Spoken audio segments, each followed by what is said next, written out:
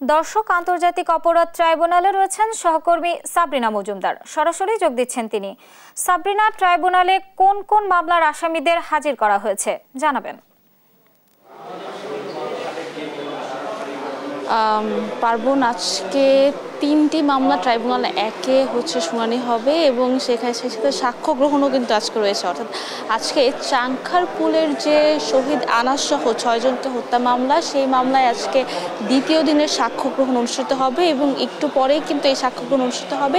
এবং আমি যদি একটু প্রেক্ষাপটটা বলতে চাই যে কালকে কিন্তু এই মামলাতে আসলে সূচনা বক্তব্য দিয়েছেন চিফ প্রসিকিউটর, উপস্থাপন করেছেন ট্রাইব্যুনালের সামনে এবং পরবর্তীতে শহীদ আনাসের যে বাবা শাহরিয়ার খান পলাশ, তিনি সাক্ষ্য দিয়েছেন এই মামলায় এবং তিনি বলেছেন যে কিভাবে আসলে আনাসকে আসলে যখন ছাত্র জনতার আন্দোলন হয়েছিল এবং সেখানে 5ই আগস্ট কিভাবে আসলে আনাস সেখান থেকে মারা যায়, তার মৃত্যুর খবর আসলে তার কাছে কিভাবে আসে এবং পরবর্তীতে আসলে আসামি পক্ষের আইনজীবীরা তাকে জেরা করেন এবং পরবর্তীতে আসলে দ্বিতীয় সাক্ষ্য গ্রহণের জন্য আজকের দিন ধার্য করে। এবং সেই সাথে আরেকটি যেটি মামলা, সেটা হচ্ছে শাপলা চত্বরের যে গণহত্যা হয়েছিল হেফাজতে ইসলামের, সেই মামলার কিন্তু আজকে তদন্ত প্রতিবেদন দাখিল করার কথা রয়েছে এবং এই মামলার জন্য কিন্তু প্রসিকিউশন 3 মাসের সময় আবেদন করেছিল এবং পরবর্তীতে বিচারপতি গোলাম মুর্তজা মজুমদারের ট্রাইব্যুনাল নেতৃত্বে ট্রাইব্যুনাল 3 সদস্যের ট্রাইব্যুনাল বেঞ্চ আজকে দিন ধার্য করেন। এবং এই মামলা নিয়ে যদি একটু বলতে চাই যে আজকে কিন্তু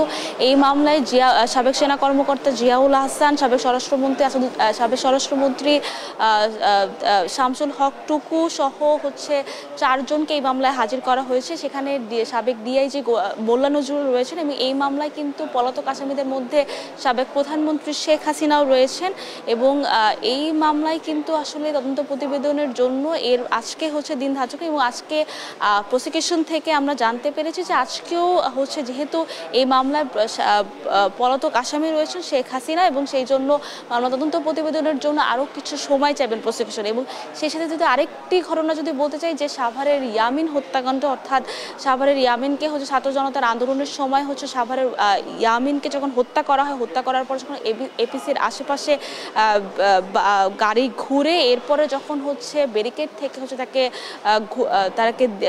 ছুঁড়ে ফেলা হয়, সেই মামলা কিন্তু আজকে তদন্ত প্রতিবেদন দাখিল করার কথা রয়েছে এবং এই মামলাটিতেও কিন্তু আসলে চিফ প্রসিকিউটর তদন্ত প্রতিবেদনের জন্য সময় চেয়েছিলেন। আজকে একটু পরেই এই দুটি মামলা শুনানি অনুষ্ঠিত হবে এবং সেই সাথে যে চাংখারপুলের যে মামলা, সেই মামলার আজকে সাক্ষ্য গ্রহণ অনুষ্ঠিত হবে।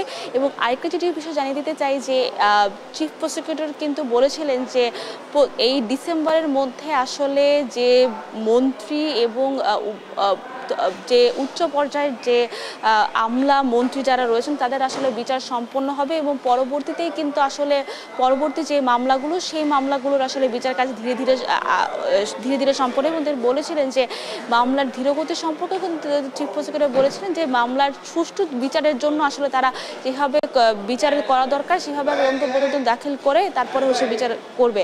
তো এখন পর্যন্ত এই ছিল সর্বশেষ খবর। আন্তর্জাতিক অপরাধ ট্রাইব্যুনাল থেকে পার্বণ।